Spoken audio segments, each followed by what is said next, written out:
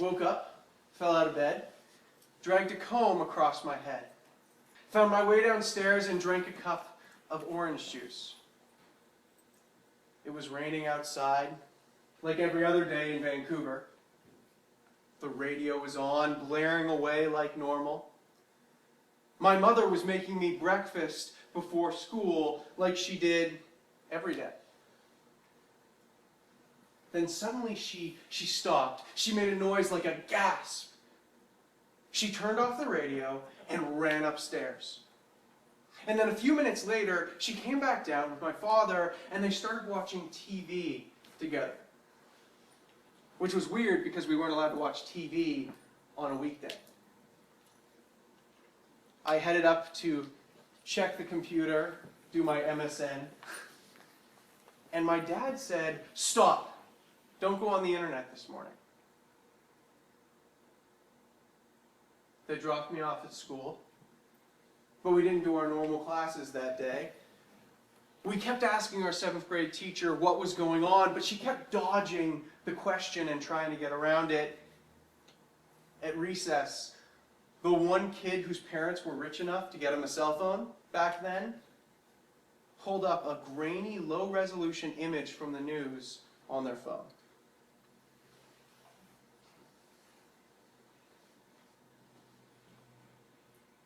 Where were you when 9/11 happened? Were you at school? At home? At work? In a baby crib? Having breakfast? Did you turn on the news when it had just happened and it was still only one plane and they figured it was just an accident? And then you watched live as the second plane hit? Did you tune in later throughout the day as the smoke coated the New York skyline and you watched business people jump out the windows of the higher floors? 9/11 changed things. Obviously, thousands of people died. It changed the lives of families, children, mothers, fathers in an immediate, real way. But it was not just that thousands of people died. That happens every day around the world. It was that they died in what was supposed to be the most powerful and safe nation on earth. 9/11 changed domestic and global politics and dictated how the next few decades, if not centuries, will play out. In many ways, the news that you will hear about for the rest of your life will be of events unfolding directly and indirectly in response to 9/11. And it changed something else as well. Richard Dawkins is a biologist, or he was, before he retired, a biologist at the University of Oxford. He was, in fact, the person who invented the term memes. He invented memes. Now he is one. And after 9/11, Richard Dawkins wrote an article saying, "I think the 9/11 hijackers all sincerely believed that they were doing the right and proper moral religious thing. They might not be horrible people, they might be righteous people who believed they were doing right. They were not in themselves evil. They were following their faith. And faith is evil because it can do that to people. It can do that to otherwise decent people. Both Christians and Muslims take risks with the world's future in unshakable, fundamentalist faith that God will grant them the victory." My respect for religion went up in the smoke and choking dust of September 11th. Is there no catastrophe terrible enough to shake the faith of people on both sides in God's goodness and power? No glimmering realization that He might not be there at all, that we might just be on our own, needing to cope with the real world like grown-ups. It is time for people of intellect, as opposed to people of faith, to stand up and say, enough. And after 9/11, Richard Dawkins became the most famous atheist he published what became a #1 best-selling book, The God Delusion. It was his magnum opus, his grand argument for atheism. An atheist is someone who does not believe in God. God is dead. In fact, he never even existed in the first place. He's just a delusion, the God delusion. He is an opium of the masses. That's atheism. And after 9/11, atheism became way bigger than ever before. Look what religion does. It leads to religious fundamentalism and terrorist attacks, suicide bombers crashing planes into the towers in the name of their God. In fact, since 2001, the number of atheists in North America has doubled. There are twice as many atheists in AD 2015 as there were in 2001. In response to tragedy, many turned to atheism. Many turned from Jesus to Richard Dawkins. But there was a different reaction in North America at the complete opposite end of the spectrum. While some people reacted to 9/11 by letting go of God, other people responded by clinging to God more tightly than ever before. With the world going to hell, with all the wars and terrorism, we need to have more faith in God than ever, they believed. This isn't the time to question what we believe. This is the time to hold on to what we believe tighter than ever before. And if you question your beliefs too much, you are a sinner, you are a traitor, you need to have more faith. In response to what was going on in the world, these North Americans, Christians, responded by clinging even tighter to the fundamentals of their faith. Which is why they are called fundamentalists. Repeat after me, fundamentalism. Fundamentalism. Keyword, fundamentals. The fundamentals are the basics. When you go to school, you start with the fundamentals. You learn how to read and write. Those are the fundamentals. If you're playing hockey, you begin with the fundamentals. You learn how to skate and how to hold a hockey stick and how to punch people. And if you're religious, if you're a Christian, the fundamentals you need to believe are, you need to believe in God, believe in your holy book and all of its rules. And so what fundamentalism is a return to the fundamentals. In saying, what it's saying is, we have these fundamental beliefs, and we cannot question them. No matter what happens, we still believe in God. No matter what the evidence, we still believe all of the Bible. No matter what the facts, we will still have faith. No matter what goes down, I will still hold on to the fundamentals of my faith. How do I know the Bible is true? Because the Bible says so. Don't ask too many questions. Fundamentalists blindly cling to the fundamentals and refuse to ask hard questions about them.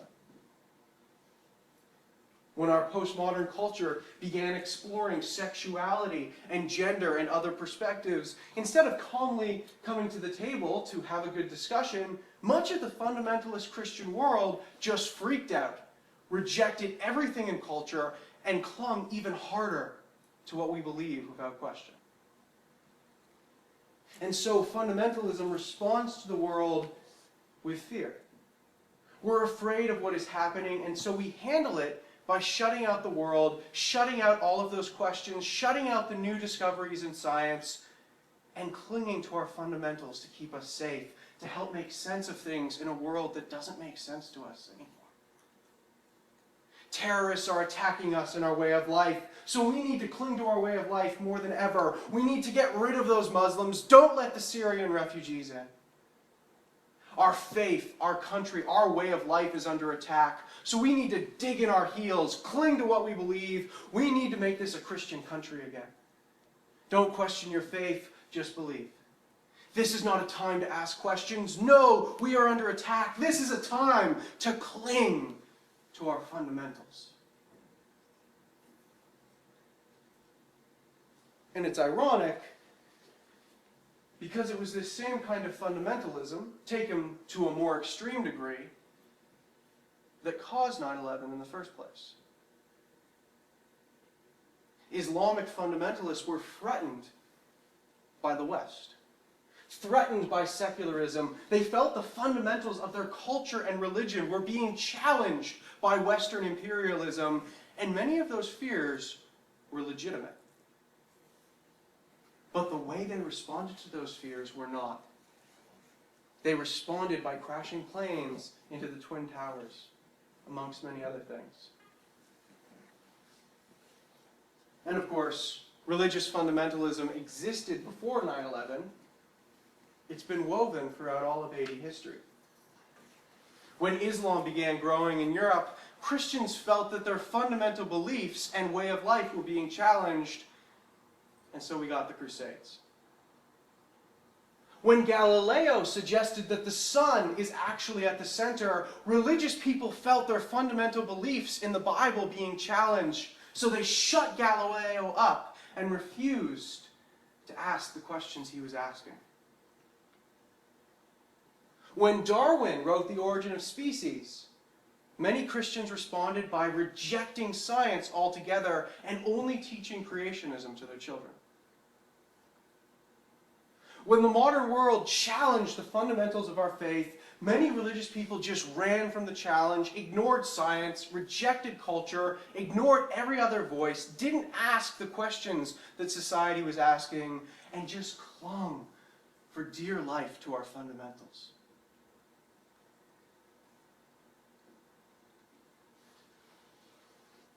Yet doesn't atheism often do the same thing? I mean, atheists often say, I believe in science. Only statements provable by science are legit. That is a fundamental belief. And if you try to question that, many of them are not very open to it.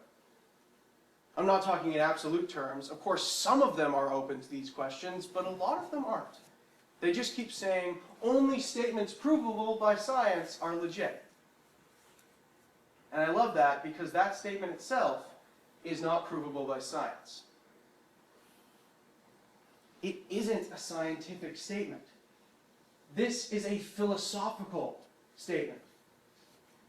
It isn't something that's been proven by facts from the world. It's a naturalistic assumption imposed upon the world.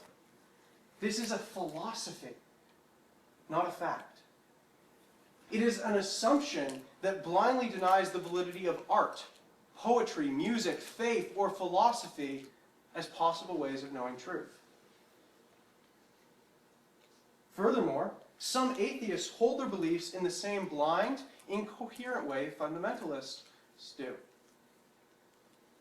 On the one hand, Richard Dawkins says that religion causes evil. In fact, he created a documentary called The Root of All Evil about religion. Yet, as an atheist, like Nietzsche, Dawkins believes there is no such thing as objective right or wrong, good or evil, that these are just subjective, social, and evolutionary inventions. Dawkins was once asked, do you think morality is arbitrary?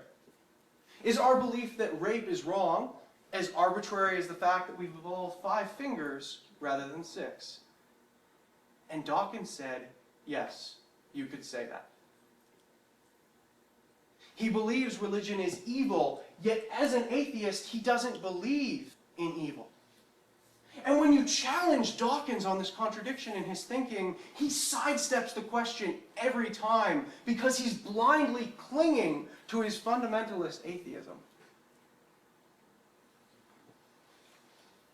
Furthermore, some atheists can be just as aggressive about their atheism as religious people can be. Here is the bus campaign that Richard Dawkins helped put together. They put this sign on buses out in public. There's probably no God, so now stop worrying and enjoy your life. There's Dawkins. Here's a popular meme that's been spreading online. Don't pray for Paris, fight against hateful religious ideology. Here's another one. Adults with imaginary friends are stupid. Then there's pictures of religious symbols with slashes through them. And I'm amazed in a post-World War II world that they could possibly think it was okay to take the Jewish Star of David on the right and put a not allowed sign through it.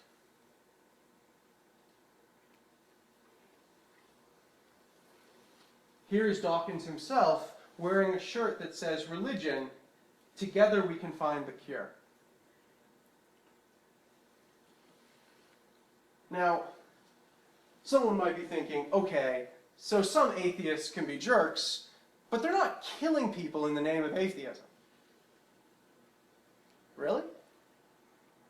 What do you think communist Russia was?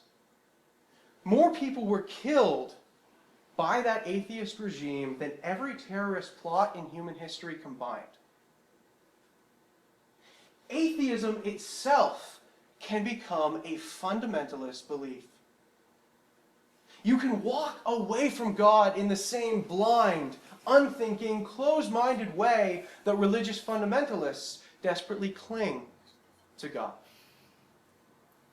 In fact, Alistair McGrath, who is a professor of science and religion at Oxford University, wrote a book called The Dawkins Delusion: Atheist Fundamentalism and the Denial of the Divine.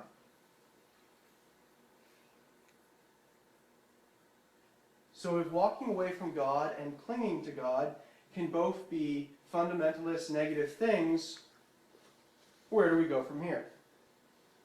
How do we as Christians advance forward? Where is the middle ground between atheism and religious fundamentalism?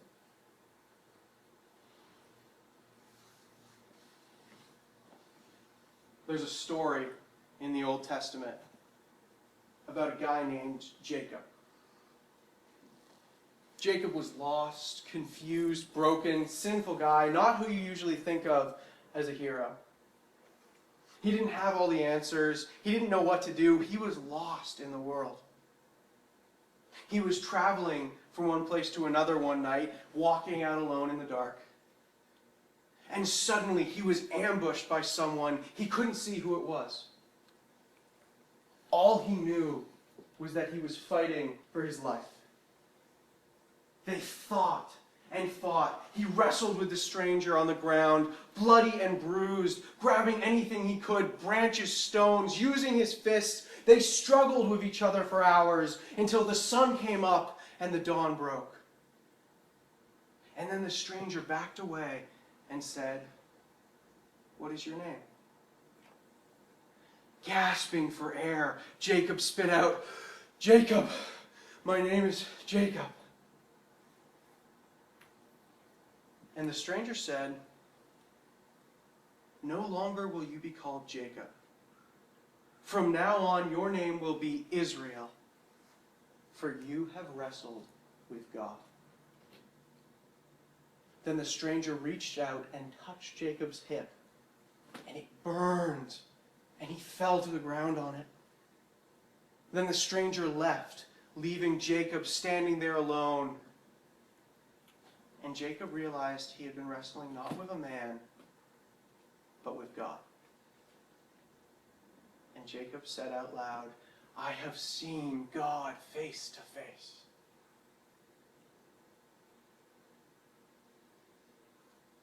From that day on, Jacob walked with a limp from where God had reached out and touched his hip. He was weaker, yet somehow stronger. And he changed his name to Israel.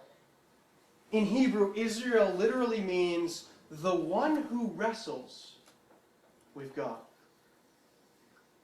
It was from Jacob that all Jews are descended, and that is why the Jewish nation today is still called Israel. Because they are a people who wrestle with God. And as Christians, we believe we are following in the footsteps of Israel from the Old Testament. We too are called to struggle with God.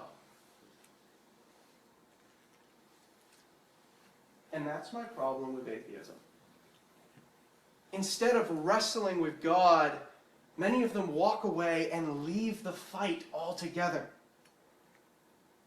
I know many atheists who began as Christians wrestling with their faith. They asked the hard questions, but then they didn't stick around long enough to really get an answer. They got a little bloody and walked away from the fight before it was over.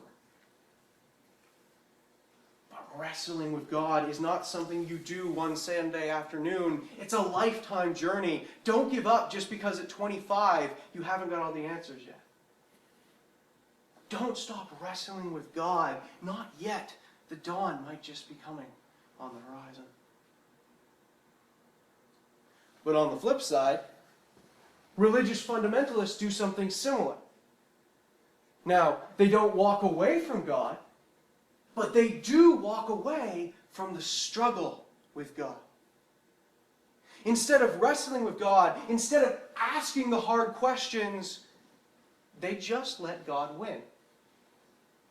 They just go along with whatever they read. They blindly believe without question. They never struggle emotionally or intellectually with why God would do this. Why did God say this in the Bible? Why do I have to follow this rule? It's sort of like in a relationship where two people are still technically together, but it's not a real relationship because you're just repressing all of your thoughts and feelings. There is no struggle, no wrestling with the other person. You don't fight, yes, but that's only because you barely really communicate at all about anything anymore. You think you have a good relationship because you never argue, but sometimes struggling with each other can be a good thing. A way to grow closer and work through all your stuff. If atheists just end the relationship, religious fundamentalists stay together with God. But it's not really a relationship anymore because there is no struggling, no wrestling. When someone dies, Christians often respond with cliches. They're in a better place now. It's all part of God's plan. All things that may be true, but they're avoiding the struggle, aren't they? They're repressing the emotions of anger and grief instead of letting them out, instead of struggling with God through them and the horror of what has happened. They're repressing the part of their soul that longs to cry out, "Why? God, where were you?" But it is in that struggle that they could go deeper with God. It is in asking the hard questions that we might just encounter a God who is deeper than a cliche.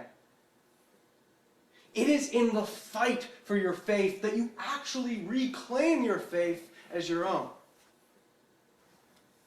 God's big enough to handle your questions. If He wasn't, then He wouldn't be God. If you worship a God who's not big enough to handle your questions or emotional outbreaks, then you don't have a very high view of God.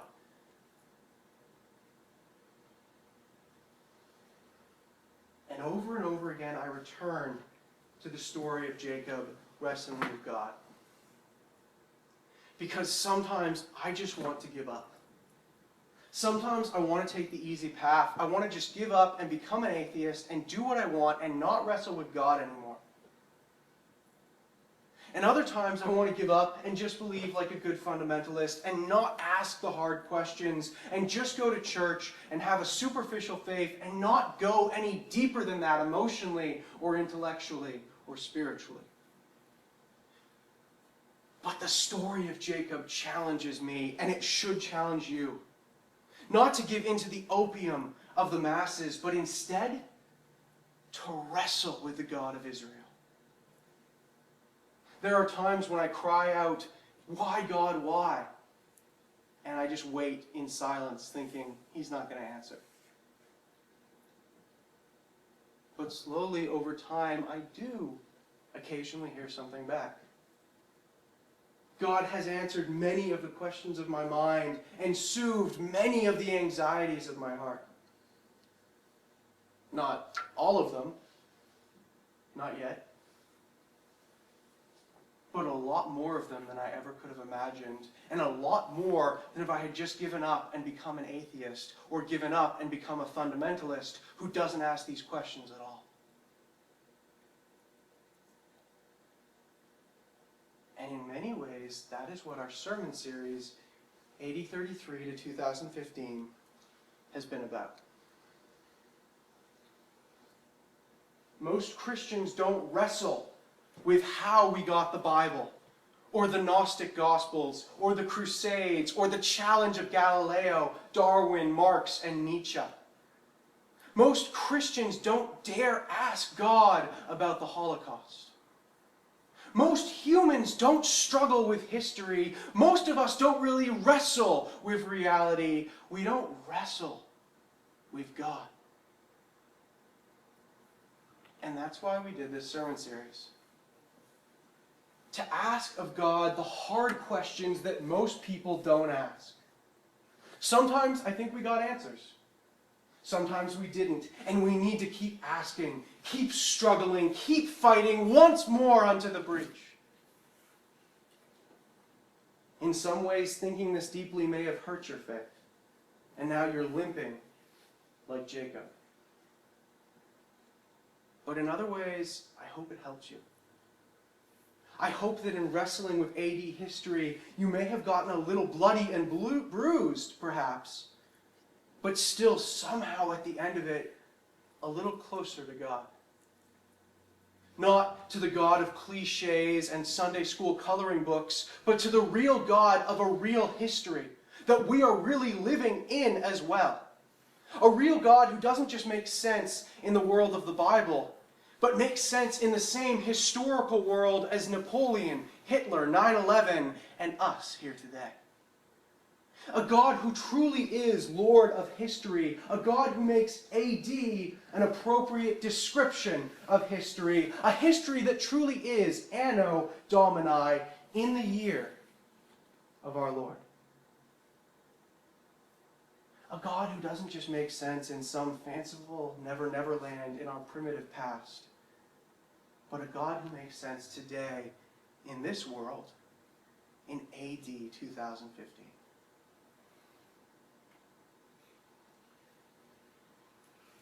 And as we turn the corner into AD 2016, I urge you, continue wrestling with God. Don't stop here. Wrestle emotionally, psychologically, intellectually, spiritually, all facets of your being. The challenge of modern culture, science, technology, secularism. There are a lot of questions we need to wrestle with in the modern era. And there are a whole bunch of more questions that we're getting to wrestle with now in the postmodern era. And as you continue to wrestle with them, don't be too quick to assume that God can't answer the hard questions. Don't be too quick to turn to atheism. But in the same way, don't be like the religious fundamentalists who also don't think God can answer the hard questions, and so they don't ask those questions. When the next big moment in AD history arrives, when the next Darwin shows up in 2045, or the next 9/11 happens in 2018, don't respond in the same reactionary way many Christians responded in the past. Don't quickly abandon ship and become an atheist, but also don't just reject everything that challenges your faith. Go deeper and wrestle with God.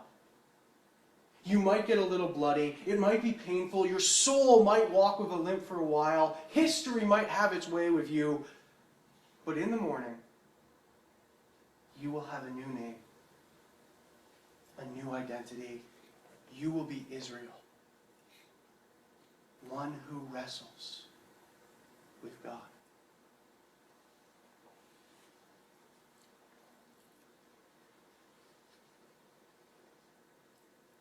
In AD 33, Jesus left and left us a mission. His Spirit came to bring it to fruition. Then Peter pissed off the Sanhedrin, so Saul martyred Stephen. But Saul became Paul and went through many trials to bring the gospel to the Gentiles. Soon, a new Bible began to form, its survival tested by a Gnostic swarm, as Constantine took Rome by storm. Yet swift was the fall of Rome, so Augustine made heaven our true home. Dark ages, Quran's pages, the crusade rages on.